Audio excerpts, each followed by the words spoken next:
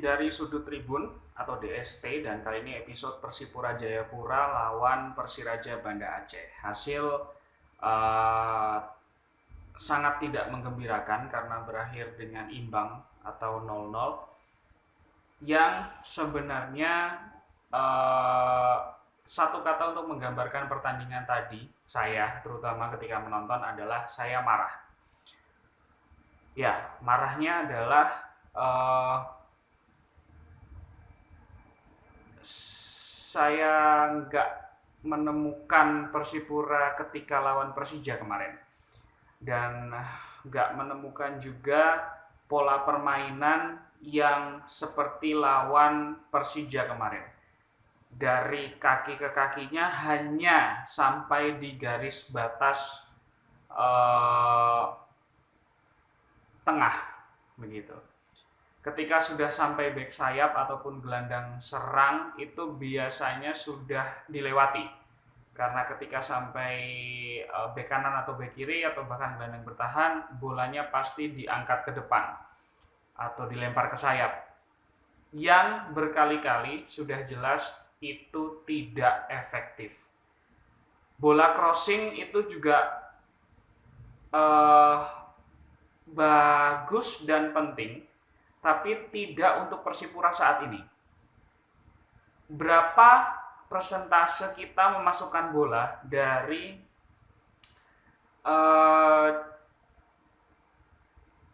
sayap kemudian di crossing daripada kemudian open play dengan umpan-umpan pendek? Teman-teman bisa bandingkan sejak melihat seri 1, 2, dan 3. Dan Persipura tidak pernah, sejauh yang saya tahu, koreksi saya, bahkan teman-teman bisa tulis atau klik tombol unlike atau dislike video ini kalau memang nggak setuju, tapi menurutku secara pribadi tidak pernah efektif Persipura menggunakan crossing dari sisi sayap. Itu perlu dilakukan tapi tidak untuk sekarang. Nah, itu yang pertama. Kemudian kemarahan saya yang kedua, saya mau tujukan kepada bagaimana organisasi permainannya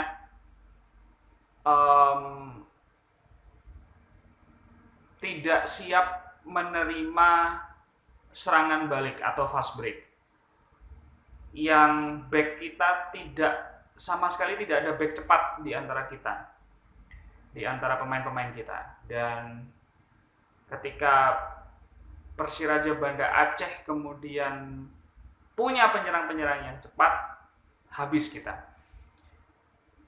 Saya bahkan berani bilang bahwa pertandingan malam hari ini atau pertandingan tadi itu harusnya malah kita kalah. Jika saja Persiraja Banda Aceh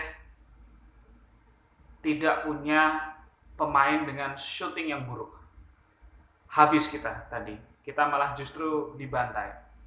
Dan mungkin keadaan ini juga terpikirkan atau muncul dalam tim bahwa mereka confidence yang takutnya mengarah ke meremehkan. Karena Persiraja ada di posisi paling bawah, kita sedang di atas angin habis mengalahkan Persija. Saya nggak tahu, saya nggak menuduh. Makanya saya pakai kata mungkin. Itu sangat berbahaya bagi tim. Jadi ketika Persiraja begitu disiplin bertahan dengan menumpuk hampir seluruh pemain di kotak pertahanan mereka, kita tidak punya gelandang kreatif yang kemudian mensupport striker-striker kreatif kita yang juga tidak punya cara untuk ngegolkan. Yang ketiga adalah, apa sih sebenarnya yang dibutuhkan Persipura? Pertanyaan sarkas ini aku lempar ke teman-teman juga. Sebenarnya kita tuh butuh apa sih? Semua udah dikasih loh di pertandingan tadi. Persiraja tidak punya pemain dengan shooting yang bagus. Mereka mengandalkan serangan balik yang bisa kita redam. Kemudian mereka juga tidak terlalu baik sebenarnya dalam bertahan, tapi mereka menumpuk banyak pemain. Kemudian kita bahkan dapat penalti. Kurang apa lagi coba kita dapat penalti? Kritik saya datang untuk I'm sorry to say, maaf sekali, Kakak Ferry Pahabol. Saya memang awam, tapi saya mencintai Persipura sejak lama. Dan mencintai sepak bola, kemudian melihat pertandingan tiap pertandingan. Ketika mungkin saksinya adalah pacar saya yang nemenin nonton tadi, ketika yang ngambil Kakak Ferry Pahabol sebelum pengambilan penalti ada beberapa persiapan, saya tercetus omongan kayak gini, kok nggak meyakinkan ya, dan ternyata benar nggak masuk. Karena saya melihatnya ketika dalam penalti itu orang yang dipilih harusnya orang yang tenang, orang yang sedang fokus, orang yang bisa menenangkan diri, karena kesempatan itu hanya ada di saat itu saja. Dan Kakak Ferry Pahabol sedang tidak stabil. Dia marah, dia tertekan, dia gugup, dia panik, tapi harus ambil penalti. Dan sangat terlihat dari sorot matanya, sangat terlihat dari langkahnya, dan sangat terlihat dari tendangannya. Bahkan jauh sebelum beliau melakukan tendangan. Dan hasilnya ditepis dan terbaca. Bagaimana Kakak Ferry Pahabol merasa kecewa sekali ketika selesai melakukan tendangan dan tidak masuk. Kita bisa lihat di tayangan ulangnya. Dan kemudian seperti orang yang baru sadar setelah menendang, loh, aduh, aku tadi nggak ngegolin ya, aduh, kayak gitu. Tapi itu semua sudah terlambat. Kita punya Vergonzi, kita punya Hedipo Gustavo, kita punya Ricky Cawor. Tapi itu belum cukup karena masuknya pemain-pemain itu justru ketika sudah kita hanya punya sekitar 15-20 menit yang harusnya lebih awal atau bahkan berani dimasukkan di babak kedua. Kurang apa kita? Jadi apakah lawan Persija kemarin itu hanya sebuah keberuntungan gitu loh teman-teman? Oke, ini video mungkin agak panjang karena saya akhirnya jadi marah-marah. But that's okay, I love Persipura, that's why saya mengkritik. Apresiasi justru harus saya sampaikan ke Ricky Cawor. Ini pemain cerdas, ini pemain luar biasa, ini pemain punya teknik, ini pemain punya kecepatan, ini pemain punya skill individu yang baik, dan punya naluri striker yang baik. Dibuktikan gerakannya yang sedikit itu, yang artinya dia menguasai bola, mampu menghasilkan penalti. Seperti pertandingan Persija sebelumnya, ini anak cerdas. Jadi kenapa coach kita tidak coba di pertandingan selanjutnya dia jadi starting line up, atau tetap menjadi super sub tapi waktunya ditambah, tidak dimasukkan di menit 20 terakhir. Berikan dia kesempatan di babak kedua untuk main. Let's see apa perubahan yang bisa dilakukan Ricky Cawor. Ini pemain cerdas.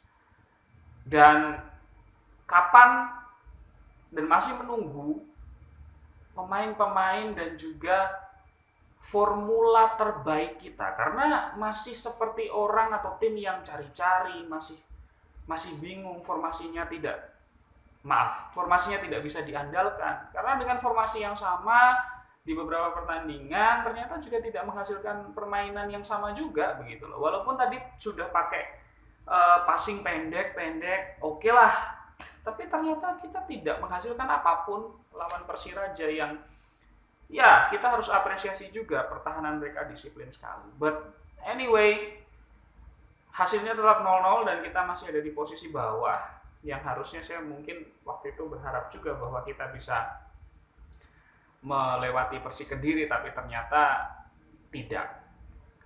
Ada 1 minggu untuk perbaikan atau bahkan evaluasi atau bahkan latihan lagi, yang ini akan terus dilakukan ya, kayak yang kemarin latihan terus. Dan kita ketemu baru di minggu terakhir bulan Januari. Kita akan melawan Arema dan itu akan berat. So kalau pertandingan dan permainannya akan seperti ini, besok lawan Arema kita bisa kalah atau maksimal imbang. So the choice is yours guys. Pilihannya dari tangan Anda, dan Anda berhak untuk melakukan apapun Anda bisa membuat tim ini kalah, Anda bisa membuat tim ini seri, dan teman-teman bisa membuat tim ini jadi menang. Dan itu semua tergantung dari semua doa dan dukungan serta kerjasama dari seluruh elemen, bahkan supporter yang mungkin tidak terlibat langsung dalam pertandingan. Terima kasih, itu saja ungkapan kekesalan saya di DST episode kali ini. I'm so sorry karena banyak bahasa-bahasa yang mungkin ofensif atau mengkritik ya, tapi saya tidak punya kebencian apapun atas masing-masing personel yang saya sebutkan. Ini tidak lebih dari sekedar kecintaan saya akan Persipura. Terima kasih, selamat malam, salam merah hitam, salam Persipura, sampai bertemu di 26 ya kalau nggak salah, Januari 2022. Thank you so much. Jangan lupa like, comment, dan subscribe ya. Thank you.